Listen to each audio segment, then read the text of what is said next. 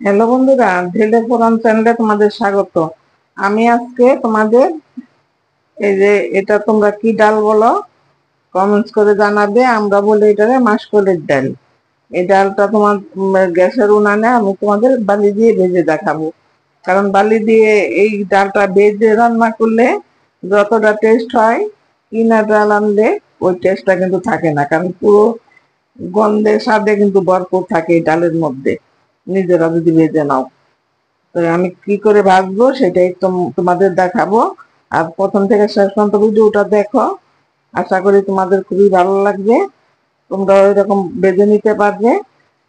তা ভালো লাগলে আমার চ্যানেলটা সাবস্ক্রাইব করে আমার পাশে থেকো, আর পাশে থাকা বেল আইকনে ক্লিক করে দিও এরকম নিত্য নতুন রেসিপি পাওয়ার জন্য। তো দেখো আমি বালি বসিয়ে দিয়েছি, বালিটা গরম হলেই আমি ডালটা দেবো। এই পর্যায়ে আমি দিয়ে দিচ্ছি ডাল।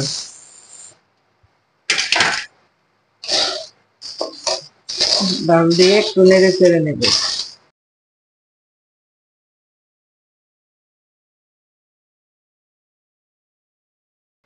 আর এখানে দেখো একটা চাটনি নিয়েছি স্টিলের, এটার মধ্যে আমি ডালবো। আর এইদিকে দেখো আমার এই যে ডাল ফুটতে আরম্ভ করে দিয়েছে।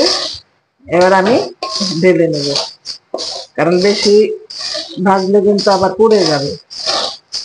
এবার আমি ঢেলে নেব।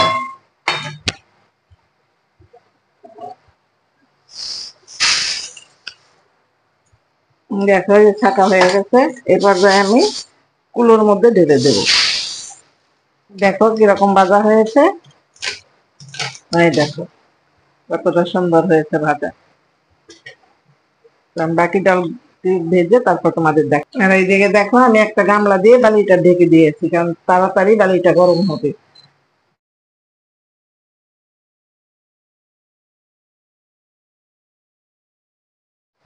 দেখো ডালগুলি কিরকম ভাজা হয়েছে, দোনোর বারে একই রকম ভাজা করে নিয়েছি।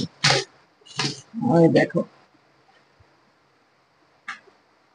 বন্ধুরা, ভাজা হয়ে গেল আমার বিউলির ডাল। আমি তারপর তোমাদের ভেঙে দেখাবো কিরকম হয়েছে। তা দেখো কতটা সুন্দর হয়েছে ভাজা। গ্যাসের উনানেও যে বালি দিয়ে এত সুন্দর ডাল ভাজা যায়, সেইটাই তোমাদের আমি শেয়ার করলাম। দেখো, আর শিলনোড়া দিয়ে ডালটা যখন ঠান্ডা হয়ে যাবে তখন আস্তে আস্তে ঘষে ঘষে ভেঙে নিবে, তাহলেই সুন্দর করে ভাঙা হয়ে যাবে।